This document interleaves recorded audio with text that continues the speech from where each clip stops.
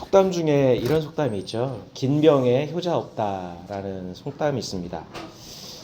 예전에는 사람의 가장 근본이 되는 거를 그 의무를 효라고 여겼습니다.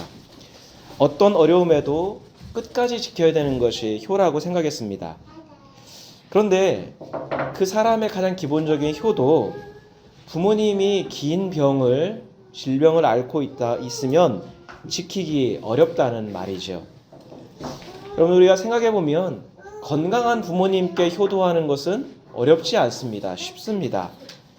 그리고 부모님이 아프시다가도 간병으로 인해서 빨리 쾌차하시면 효심이 변하지 않을 겁니다.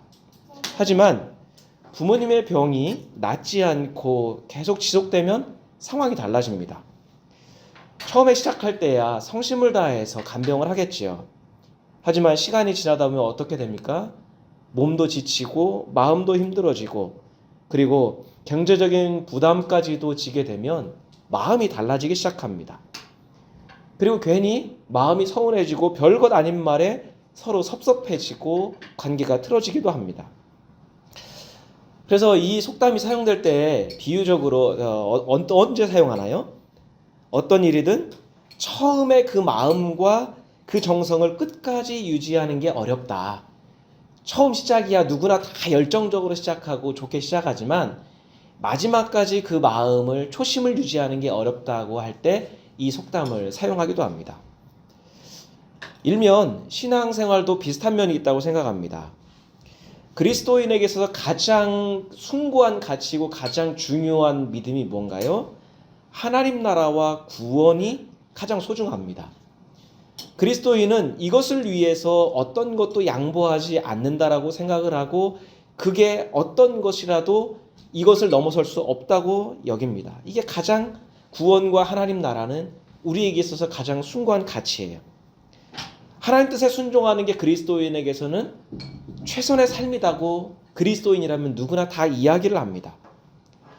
근데 그 마음이 한결같던가요? 우리 삶을 한번 돌아봤을 때 만약에 내가 감당하기에 힘든 큰 고난이 오거나 아니면 그 어떤 고난이 계속 연속해서 일어나게 되면 우리의 그 마음이 흔들리기 시작합니다. 하나님 뜻대로 산다고 이야기하고 하나님 뜻을 신앙을 버리지는 않습니다. 근데 우리의 솔직한 마음과 생각에서 어떤 게요? 믿음에 대해서 회의가 들기 시작합니다. 그리고 더욱이 불신자들이나 불의한 사람들이 득세하고 그 사람들이 더 잘되고 그 사람들이 더 행복하면 우리 솔직히 어떤 마음이 생겨요? 불만이 생겨요. 변함없는 믿음, 의로운 신앙을 생각으로는 지키고 싶어요. 근데 그게 잘 되지 않는 게 솔직한 우리의 현실입니다. 그러다 보니까 많은 교회들이, 많은 그리스도인들이 입으로는 생각으로는 하나님 뜻, 구원, 하나님 나라라고 늘 외쳐요. 이 구원은 변하지 않아요. 근데 삶은 변해요. 여러분, 지난 시간에도 우리가 계속 봤지만 계시록은 기본이 뭐예요? 하나님께서 소아시아의 7교회에 보내는 예수 그리스도를 통한 하나님의 계시입니다. 근데 왜 소아시아일까? 더 중요한 지역도 있잖아요. 어디요? 그리스도 사역의 중심지가 어디였었습니까? 바로 유대 지역이었어요. 그러면 유대 지역에 보내도 되고 아니면 로마 제국의 심장부인 로마에 해도 됩니다. 그러면 상징성은 더 클 거예요. 근데 왜 하필이면 소아시아 지역이었을까? 그거는 그 소아시아 지역이 상징하는 바가 있었기 때문입니다. 예를 들어 한국은 35년간의 일제 강점기를 겪었고요. 그 전부터의 일제 침략기를 우리가 계산을 한다면 수십 년 동안 더 많은 기간 동안 일제 침략을 당했습니다. 일제가 처음에 침략했을 때 대부분의 조선 사람들은 어떻게 했나요? 일제에 동의하는 사람은 그리 많지 않았습니다. 일제 제국주의의 폭력성을 알고 있었고 부당함을 알고 있었기 때문에 그 당시에는 처음에는 많은 사람들이 의병이나 독립군으로 활동을 했어요. 근데 10년, 20년 시간이 지나면서 어떤 생각들이 들었어요? 가능성 없다. 일제에게 벗어나는 건 어렵다. 독립의 가능성이 없다는 생각에 어떤 사람들이 일어나요? 점점 일제에 부역하는 사람들이 늘어나게 되었습니다.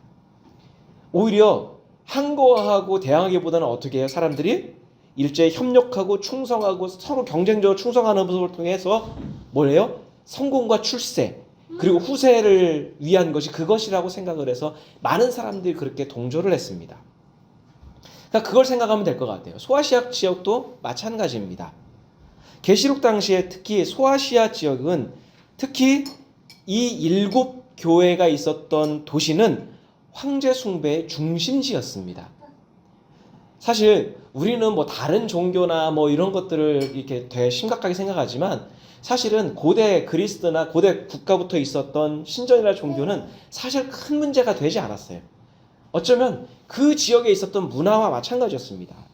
근데 로마 제국이 다스리면서부터는 뭔가 바뀌기 시작하는 거예요. 그 도시들은 그 지역들은 어때요? 로마가 주는 혜택과 특권이 있어요. 그걸 얻으려면 어떻게 될까요? 충성하는 모습을 보여야 돼요. 우리는 그것을 당신들의 특권과 은혜를 받을 만한 자격이 있다는 것을 입증해야 돼요. 그거를 입증할 수 있는 게 뭐예요? 경쟁적으로 로마 황제에 충성하는 모습을 보이는 거예요. 우리가 더 충성한다는 걸 보여줘야 되는 거예요. 게다가 로마 통치 전에, 로마가 점령하기 전에 이미 정치적인 어떤 권력과 경제적인 이권과 부를 소유했던 기득권 세력들은 로마에게 밑보이면 어떻게 돼요? 자기들의 기득권이나 이익을 다 잃어버리게 됩니다. 상실하게 됩니다. 그러니까 특히 뭔가 정치적인 권력이 있고 경제적인 이득이나 부요함을 갖고 있었던 사람들은 더욱더 로마 제국의 정책을 적극적으로 수용하는 거예요. 미리 알아서 자원해서 수용을 하는 겁니다. 그리고 자신들의 충성을 증명하기 위한 방법 중에 하나가 뭐냐면 로마 제국에서 로마 황제의 신전이나 동상을 자기 도시에 세울 수 있게 해달라고 하는 거예요. 여보, 그 로마 제국 당시에 그 도시의 그 지역에 로마 황제의 어떤 그 신전이나 동상을 세울 수 있다는 건 아무 지역에 되지 않았습니다.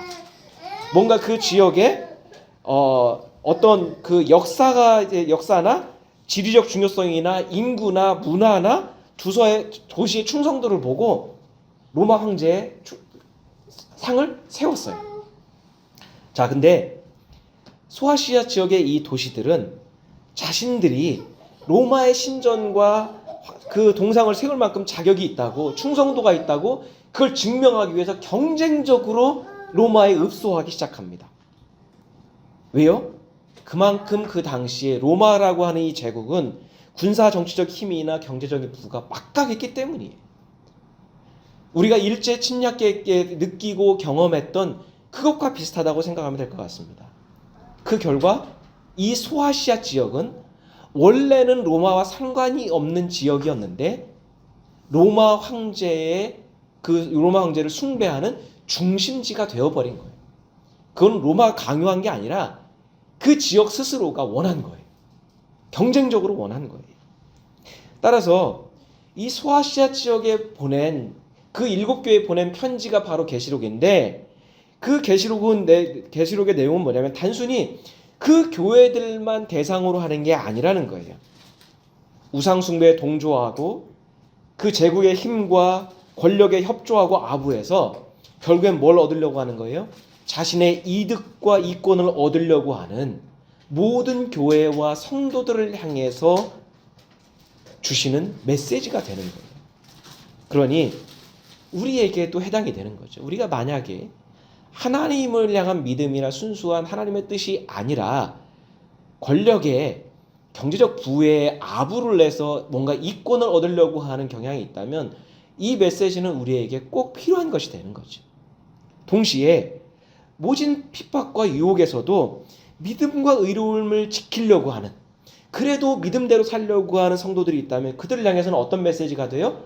격려의 메시지가 되고 소망의 메시지가 되는 거예요. 우리가 지난 시간에는 에베소 교회를 살펴봤고 오늘은 두 번째 편지의 대상이 되는 서머나 교회입니다. 지도를 보면 서머나는 에베소에서 북쪽으로 약 120km 정도 떨어진 곳에 위치한 항구 도시였습니다. 서머나는 이 지리적 위치 때문에 고대에서부터 도시국가였고요. 에베소가 가장 큰 도시라고 했는데 그것과 경쟁할 만큼 번창한 항구 도시였습니다. 그리고 이 서머나는 얼마나 아름다운 도시였는지 이 소아시아 지역의 왕관, 아시아의 꽃이라고 불릴 정도로 아름다운 도시였습니다. 그러니 모든 면을 봤을 때 로마 황제의 신전이나 동상을 세우기에 손색이 없는 것이죠. 그래서 기원전 주전 195년에는 최초로 로마 여신을 위한 신전이 건축이 되었고요. 기원 후 26년에는 로마 황제에게 오랜 충성을 보여줬어요. 그 결과 어떻게 해요? 황제 티베리우스의 신전도 세워졌습니다. 그러니까 그만큼 황제에 대한 충성을 입증한 거예요. 게다가 그 이후에도 하드리안이나 카라쿨라 같은 그 황제를 위한 신전도 계속해서 세워졌습니다. 그러니까 이 서머나라는 도시가 얼마나 로마에 충성을 보인 도시였는지를 우리가 미루어 짐작할 수 있는 거예요. 아무 도시에 세우지 않았는데 로마 여신을 위한 신전도 세워졌죠. 티베리우스 황제의 신전도 세워졌죠. 하드리안 황제의 신전도 세워졌죠. 카리킬라의 어떤 신전도 세웠죠. 계속해서 그렇게 했다라는 것은 이 서머나가 얼마나 황제 숭배의 중심 지역나를 우리가 알 수 있는 거죠. 자, 이런 도시의 분위기를 우리가 알고 그러면 그런 도시 안에 앞다투어서 자원해서 황제 숭배를 신전들을 세우는 그 분위기 속에서 교회와 성도들은 어떻게 해야 될까? 서문학교의 교인들은 그 도시의 분위기가 주류가 그랬는데 그곳에서 어떻게 신앙생활을 했을까? 우리 한번 생각해 볼 수 있습니다. 자, 그 교회를 향해서 예수께서 이렇게 소개하십니다. 우리 8절 말씀인데요. 같이 읽겠습니다. 서문학교의 심부름꾼에게 이렇게 써 보내라. 처음이며 마지막이요 죽으셨다가 살아나신 분이 이렇게 말씀하신다. 자, 각 교회들마다 예수께서 자신을 소개하는 방식이 다 다릅니다. 언어가 묘사가 다릅니다. 자, 그런데 서문학교에서를 향해서는 뭐라고 말씀하세요? 처음이요 마지막이며 죽었다가 살아나신 분이라고 소개하십니다. 자, 우리가 지난 시간에 한번 살펴봤죠. 예수께서 이렇게 자신을 소개하는 건 뭐예요? 고난의 삶 속에서 절망에 빠지고 회의에 빠지고 과연 내가 믿음과 의로운 삶을 지속해야 되는가? 내가 모든 것을 다 잃고 고통당하는 삶이 빛이 안 보이는 이 삶 속에서 내가 믿음을 지속해야 되는가? 혼란에 빠진 성도들에게 예수께서 처음이요 마지막이라고 하는 것은 희망의 소식이라고 했습니다. 왜요?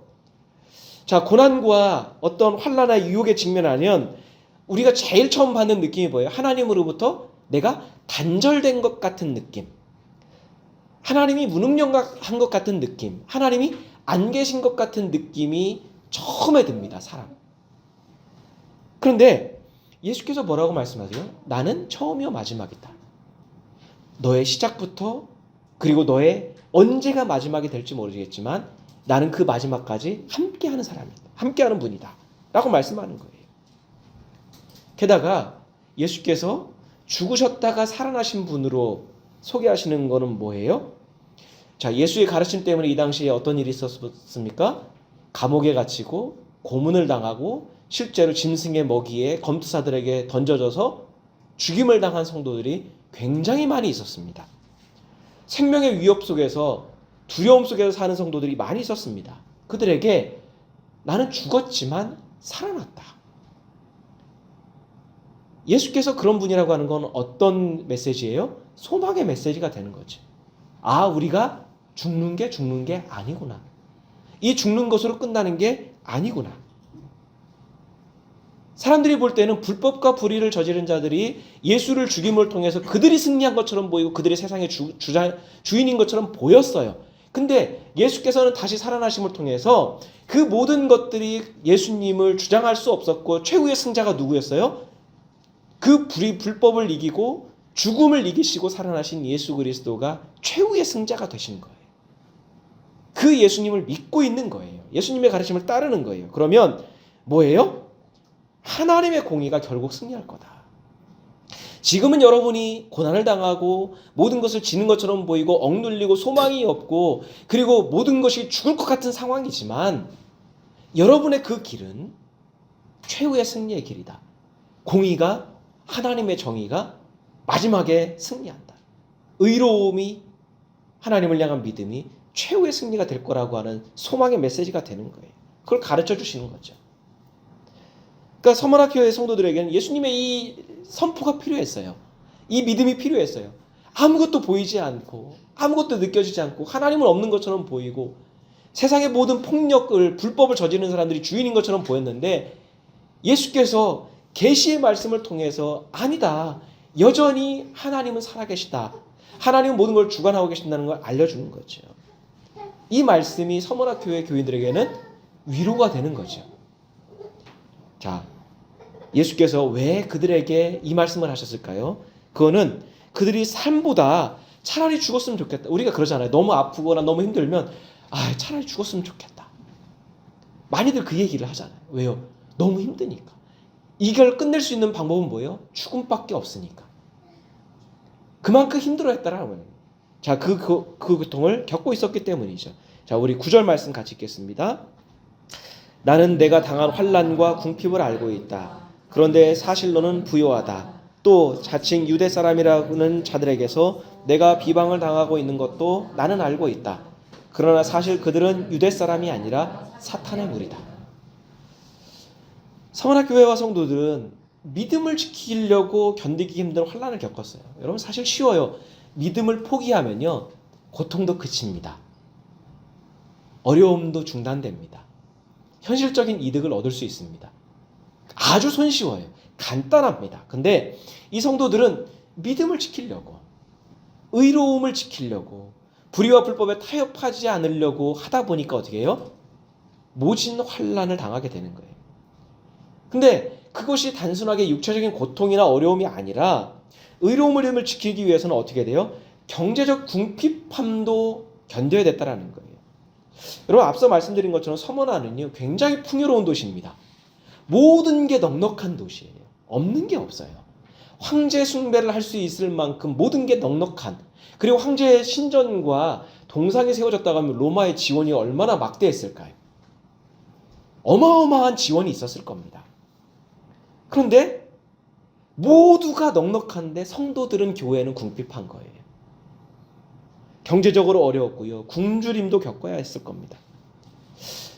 지난 시간에 살짝 설명했고 이제 나중에 자세하게 설명할 부분이 있겠지만, 여러분, 로마 제국 안에서는 황제 숭배에 참여하지 않으면 경제적인 활동을 제약받았을 뿐만 아니라 끼니도 걱정해야 됐어요. 여러분, 우리가 흔히 666이라는 숫자를 알고 있죠. 뒷부분에 우리가 설명할 때가 있겠지만, 우리는 666 가면 뭔가 컴퓨터라고 이야기를 하고 뭐 바코드라고 이야기를 하고 그게 네로를 상징한다, 히틀러를 상징한다, 우리가 자꾸 그쪽에 성장하는데, 사실은 황제 숭배에 대한 어떤 징표라고 보면 됩니다. 그냥 상징적인 거예요. 근데 황제 숭배를 하고 있다라고 하는 그 징표, 충성도를 나타내는 건데, 그게 없으면 경제적인 여유를 누릴 수가 없는 거예요.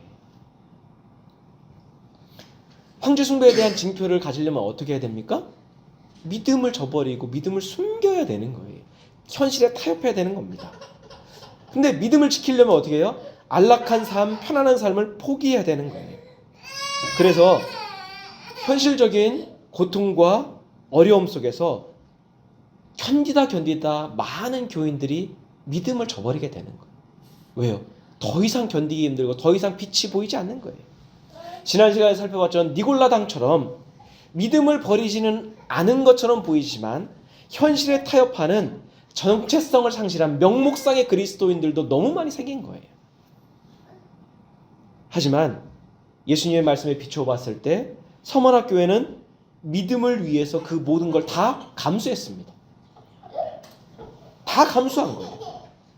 불의한 삶보다는 궁핍하지만 의로운 삶을 선택한 거고요.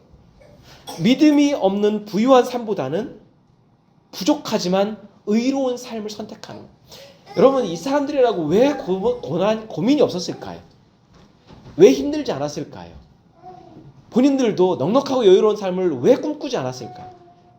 근데 고민이 될 때마다, 갈등이 될 때마다 어떻게 결단하는 거예요? 그래도 믿음, 그래도 의로운 삶, 그래도 선한 삶을 순간마다 선택한 것이지 자연스럽게 된 건 아니라는 거예요. 예수께서는 그들의 그 노고를 아시는 거예요. 실제로 성도들은 생활고에 시달렸을 가능성이 높습니다. 매일매일 힘들었을 겁니다. 여러분, 어떻게 보면 다 모두가 주변에 다 힘들면요 견딜만 해요. 다 힘드니까. 근데 다른 사람들은 다 풍요로워요. 여유로워요. 근데 그 중에서 내가 어려우면 어떤 것까지 겪습니까? 육체적인 힘든 것뿐만 아니라 마음의 상실감과 박탈감도 느껴요. 근데 어떤 게 더 클까요? 사실은 상실감과 박탈감이 더 힘들지요. 왜 나만 이런가? 왜 나만 이런 어려움을 겪어야 되는 건가? 왜 나에게만 이런 일이 벌어지는 건가? 사실 그게 더 힘든 거 아닌가요? 근데 서문학교의 교회가 그런 거예요. 도시 자체가 풍요로워요. 근데 믿음 때문에 교인, 성도라는 이유 때문에 생활고에 시달려야 돼요. 여러분, 이 상황에서 믿음을 지키고 싶을까요? 여러분, 이게 믿음을 지키기가 쉬운 일이었을까요? 근데 예수께서는 뭐라고 해요? 야, 근데 실상은 니네가 진짜 부유한 사람이야. 배고파 죽겠는데요? 예수께서는 아니야. 근데 실상은 니네가 진짜 부유한 사람이야 라고 이야기를 해요. 여러분, 땅의 현실 속에서는 궁핍합니다. 지금 당장의 현실 속에서는 어렵습니다. 그런데 성도들에게는 뭐가 있어요? 하나님의 사랑이 있고 은혜가 있고 하나님의 약속이 있어요. 만약에 우리의 삶이 이 땅에서 지금 살아가는 100년 남짓한 이게 전부라고 생각하면, 이게 끝이라고 생각하면 성도의 삶은 불행한 게 맞아요. 그죠? 근데 이게 끝이 아니라 이후의 삶이, 이후에 우리의 생명이 더 소중하고 그게 더 본질적인 거라고 생각하면 우리의 삶은 결코 불행한 게 아니라고 하는 거예요. 그러면 사실 영적으로도 풍요롭고 육체적으로도 여유가 있다면 가장 좋겠죠. 우리가 바라는 게 그거 아닐까요? 믿음 생활도 하는데 현실도 좋아요. 현실도 넉넉해요. 현실도 모든 게 다 잘 돼요. 그러면 좋겠죠. 근데 여러분, 하나님의 뜻과 반대되는 이 세상과 현실 속에서는 두 가지를 다 갖기가 쉽던가요? 반드시 어느 한쪽을 선택해야 하는 상황들이 더 많이 벌어집니다. 우리의 꿈은 모든 게 다 넉넉하면 좋겠는데 실상은 어느 한쪽을 선택해야 되는 경우가 더 많아요. 그러니까 서문학교의 성도들도 어떤 거예요? 영적인 부요함 때문에 육체의 궁핍함을 감수한 거예요. 선택의 순간에 그것을 선택한 것 뿐이지 그들이 믿음이 더 좋다거나 그들이 더 넉넉하다거나 특별한 은혜가 있어서가 아닌 거예요. 게다가 서문학교의 성도들을 더 어렵게 하는 일들은 뭐냐면, 서문학 안에서, 그 도시 안에서 교회와 성도들을 비방하고 공격하는 무리들이 있었다는 거죠. 자, 로마 제국 곳곳에는 여러분, 유대인들은요 예루살렘에 핍박이 많아 있었고 로마의 공격이 많이 있었기 때문에 유대인들이 로마 제국 곳곳에 다 흩어져 살았습니다. 그리고 그 흩어진 곳마다 공동체를 형성을 했었어요. 자, 그러면 서머나도 대도시인 만큼 유대인들이 많이 있었겠죠. 자, 그런데 이 유대인들이 고통당하고 있는 그리스도인들을 비방하고 교회를 로마 당국에 고발을 하는 거예요. 왜냐하면 당시 로마 제국의 입장에서는 유대교나 예수의 가르침을 따르는 그리스도인들이랑 똑같은 부류로 보이는 거예요. 왜요? 예수가 유대인이었고 그리고 예수의 그 가르침이 유대교로부터 나왔으니까 로마 제국 입장에서는 얘네들 똑같은 거예요. 그런데 유대인들이 생각할 때 이게 심각한 문제인 거죠. 왜냐하면 로마 제국의 입장에서 가장 제국 안에서 골치 아픈 민족이 누구예요? 유대인들이었거든요. 유일하신 하나님을 믿는다는 것 때문에 로마 제국에 수시로 반기를 들고 로마 제국의 통치에 가장 반대했던 게 유대인들이었어요. 자, 근데 로마 제국의 입장에서 둘을 똑같이 받아들인다? 그러면 유대인들 입장에서는 자기들이 더 불리해지는 거예요.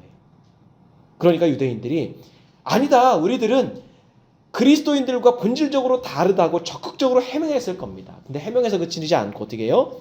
더 나아가서 유대인 공동체에 자신들의 이권과 이익이 침해받지 않고 보호받기 위해서 그리스도인들을 적극적으로 찾아내고 색출하고 또 비방하고 고소했을 겁니다. 그리스도인들이 로마 통치에 반대한다고 황제를 숭배를 거부한다고 주장했을 거예요. 본인들도 그렇게 하려고 하면서 그리스도인들 그렇게 비방을 하는 거예요. 그 결과 교회의 핍박은 더 강해졌을 거라는 거죠. 여러분, 본질적으로 그리스도인 교회와 그리고 유대교가 다른 면이 있지만 같이 하나님을 믿는 신앙을 소유한, 황제 숭배를 거부하고 하나님 뜻을 따른다는 면에서 같은 그런 동료들을 그들은 고발을 한 겁니다. 다른 사람이 아니라 동료를 고발한 거예요. 이에 예수께서는 그들을 뭐라고 평가해요? 그렇게 한 사람들은 유대 사람이 아니다. 하나님 백성이고 하나님을 믿는 사람이라면 그렇게 할 수 없다. 그들은 유대 사람이 아니라 사탄의 무리다.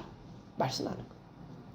동료를 고발하고 동료를 고발해서 자신이 이익을 챙기고 살려고 하는 사람은 절대로 교인이 될 수도 없고 하나님 믿는 사람이 될 수도 없다.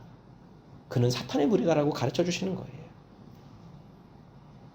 오히려 유대 사람들로 인해 불이익을 받게 된 교회와 성도들을 투둔하시고 격려하시면서 차라리 너희가 이권을 상실한 너희가 차라리 부유한 사람이다. 너희는 최소한 그 양심을 저버리지는 않았다. 말씀하는 거죠. 여러분, 이 계시의 말씀을 들으면서 성도들은 바울의 이 말을 떠올렸을 거라고 생각해요. 우리 로마서 말씀인데요. 길지만 우리 한번 천천히 같이 읽겠습니다. 그렇다면 이런 일을 두고 우리가 무엇이라고 말할 수 있겠습니까? 하나님이 우리 편이시면 누가 우리를 대적하겠습니까? 자기 아들을 아끼지 않으시고 우리 모두를 위하여 내주신 분이 어찌 그 아들과 함께 모든 것을 우리에게 선물로 거저주시 않으시겠습니까? 하나님께서 택하신 사람들을 누가 감히 고발하겠습니까? 의롭다 하시는 분이 하나님이신데 누가 감히 그들을 정죄하겠습니까? 그리스도 예수는 죽으셨지만 오히려 살아나셔서 하나님의 오른쪽에 계시며 우리를 위하여 대신 간구하여 주십니다. 누가 우리를 그리스도의 사랑에서 끊을 수 있겠습니까? 환난입니까? 곤고입니까? 박해입니까? 굶주림입니까? 헐벗음입니까? 위협입니까? 또는 칼입니까? 성경에 기록한 바 우리는 종일 주님을 위하여 죽임을 당합니다. 우리는 도살당할 양과 같이 여김을 받았습니다. 한 것과 같습니다. 그러나 우리는 이 모든 일에서 우리를 사랑하여 주신 그분을 힘입어서 이기고도 남습니다. 나는 확신합니다. 죽음도 삶도 천사들도 권세자들도 현재일도 장래일도 능력도 높음도 깊음도 그 밖의 모든 피조물도 우리를 주 예수 그리스도 안에 있는 하나님의 사랑에서 끊을 수 없습니다. 아마 성도들은 주님의 이 메시지를 들으면서 이 말씀을 떠올렸을 거예요. 여러분, 바울은요, 예수의 가르침을 전하다가 하나님 나라를 전하다가 온갖 고문을 당했어요. 그리고 고난도 당하고요. 몇 번의 죽을 뻔한 고비들이 있었습니다. 근데 로마서를 기록할 이 당시에 놓고 뒤를 돌아보니까 그 모든 위기와 환난에서 하나님께서는 자신을 보호하여 주시고 건져주시고, 아, 하나님이 나를 사랑하여 주셨구나. 내가 하나님 사랑을 끄는 게 아니라 하나님께서 나를 붙잡아 주셔서 내가 하나님의 사랑에서 끊어지지 않았구나라는 걸 고백한 거죠. 그리고 자신이 겪었던 그 하나님에 대한 신앙을 갖고 그 경험을 근거로 하나님의 강력한 그 사랑을 선포하면서 로마에서 위기를 겪고 있었던 성도들을 격려한 게 바로 로마서입니다. 마찬가지로 서머나의 교회와 성도들 또한 지금 당하는 고난이 있어요. 불평등이 있어요. 고난이 있습니다. 궁핍이 있습니다. 근데 예수께서는 또 바울의 말을 따르면 뭐예요? 그것들이 아무리 혹독하다 하더라도 그들을 하나님의 사랑에서 끊어낼 수 없다고 선포하시는 거예요. 하나님이 우리의 편이신데 누가 끊냐는 거예요. 불평등을 감수하고 경체적인 궁핍까지 인내하는 그들을 향해 예수께서 뭐라고 말씀하십니까? 우리 10절 말씀입니다. 내가 장차 받을 고난을 두려워하지 말아라. 보아라, 악마가 너희를 시험하여 넘어뜨리려고 너희 가운데서 몇 사람을 감옥에다 집어넣으려고 한다. 너희는 열흘 동안 환난을 당할 것이다. 죽도록 충성하여라. 그리하면 내가 생명의 면류관을 너에게 주겠다. 그러면 서문학교회가 부유한 이유가 뭘까요? 아무것도 없는데, 가진 게 없는데, 고난을 당하는데, 궁핍한데 부유한 이유가 뭐예요? 생명의 면류관을 약속받은 교회이기 때문이에요. 비록 땅에서는 남들만큼 누리지 못할 수 있습니다. 비록 이 현실 속에서는 남들처럼 여유롭지 못합니다. 궁핍하고요, 차별당하고요, 소외도 당합니다. 수시로 불평등한 일도 겪어요. 그럼에도 믿음을 저버리지 않고 의로움을 저버리지 않으면, 인내하면, 그 주님의 길을 지키면 생명의 면류관이 보장되는 길이라는 거예요. 근데 다만 환난이 아직 끝나지 않았습니다. 주께서 뭐라고 말씀합니까? 그래, 너희들 수고했다. 힘들지? 근데 아직 끝나지 않았어. 장차 받을 고난도 있는데 그거 두려워하지 말라고 말씀하는 거예요. 안타깝지만 앞으로 더 궁핍할 수 있습니다. 우리가 현실 속에서도 늘 겪는 일이지만 더 어려움을 겪을 수도 있습니다. 차별과 불평등이 앞날에 계속 존재할 수 있습니다. 그럼에도 교인은 어떻게 해요? 유대 사람들처럼 동료를 고발하거나 불의한 일에 협조할 수 없어요. 그렇게 하면 현실적으로 이득을 얻을 수 있는데 그렇게 할 수 없어요. 육체적인 내 고난과 어려움을, 부족함을 해결하기 위해서 부정한 청탁이나 남에게 해가 되는 일을 할 수가 없어요. 현실적으로 불이익이 되는 예수께서 걸어가셨던 성육신의 길, 십자가의 길을 그냥 걸어갈 뿐입니다. 왜요? 현실적인 이익은 없는데 그것이 생명의 면류관을 받는 길이기 때문이에요. 여러분, 예수께서는 열흘 동안이라고 말씀하고 있습니다. 그거는 딱 10일을 한다는 게 아니라 상징적인 표현이겠죠. 근데 이 표현이, 비슷한 표현이 어디 나오면 다니엘서 1장에 나와요. 다니엘과 세 친구들이 열흘 동안 겪었던 어려움이 있었습니다. 뭐냐면 바벨론 포로로 잡혀갔던 다니엘과 친구들이 궁중에 들어가게 돼요. 그리고 그 궁중에 들어가게 되면 교육을 받으면서 어떻게 되냐면 우상에게 바쳐진 고기와 술을 먹어야 됐어요. 근데 그 당시에 유대의 하나님을 대한 신앙에서 보면 이거는 있을 수가 없는 얘기예요. 근데 궁중에 들어갔다는 건 뭘까요? 포로로 잡혀갔지만 뽑혀서 성공이 보장된 길이에요. 그들에게 적당히 그들이 시키는 대로만 하면 출세의 길이 열리는 길입니다. 근데 어떻게 해요? 다니엘이 우상에게 바쳐진 음식을 거부하고 술을 거부하고 어떻게 해요? 대신 채소와 물을 먹겠다. 내 신앙 양심상 우리는 그렇게 할 수 없다. 그렇게 이야기하는 거예요. 여러분, 우리가 이런 어떤 신앙의 결기가 있나? 굉장히 큰 이익이 주어져 있어요. 그냥 신앙에 크게 걸림돌 되는 게 아니라 그냥 적당히 따라가기만 하면 돼요. 근데 다니엘은 성공의 그 길을 거부하고, 보장된 성공이었습니다. 그걸 거부하고 하나님 백성으로서의 도리를 과감하게 선택한 거예요. 그리고 다니엘서 기록에 보면 열흘 뒤에 고기와 술을 먹은 신앙의 양심을 팔았던 다른 소년들과 다니엘과 세 친구를 비교했을 때 누가 더 안색이 좋다고요? 다니엘과 세 친구. 위기 속에서 믿음을 선택하자 하나님께서 그들을 위해서 일하셨다라는 결과를 다니엘서에서 이미 증언하고 있었던 거예요. 그러니까 예수께서는 모든 그리스도인들 성경을 알고 있었으니까 그것을, 이 다니엘의 사건을 알고 있었던 성도들에게 알려주는 거예요. 야, 다니엘도 그랬었어. 그러니까 다니엘과 같은 선택을 인내로 위기를 잘 견디라고 격려하시는 거죠. 그러니까 죽도록 충성하라는 말은 뭐예요? 너희가 죽음 앞에서도 믿음의 신실함을 잃지 말고 현실적인 이익에 타협하지 말고 믿음을 지켜. 신실함을 잃지 않는 것이 너희가 생명을 얻는 길이야라고 가르쳐 주시는 거예요. 그리고 열흘이라고 명시하는 것은 다니엘의 그 사건을 떠올리는 거죠. 다니엘처럼 언젠가는 그 고난이 끝날 날이 있을 거야. 그 고난이 끝나게 되면 다니엘처럼 생명의 면류관을 경험할 거야. 그들이 이미 알고 있었던 성경의 내용을 알려주면서 기억을 깨우쳐 주는 거죠. 생명의 면류관을 바라보면서 마지막까지 신실한 믿음을 지킨 그 성도들을 향해 예수께서 영원한 약속을 다시 한번 보장해 주시는 것이 바로 이 말씀인 거죠. 자, 우리 11절 말씀 같이 한번 읽겠습니다. 귀가 있는 사람은 성령의 교회들에게 하시는 말씀을 들어라. 이기는 사람은 둘째 사망의 해를 받지 않을 것이다.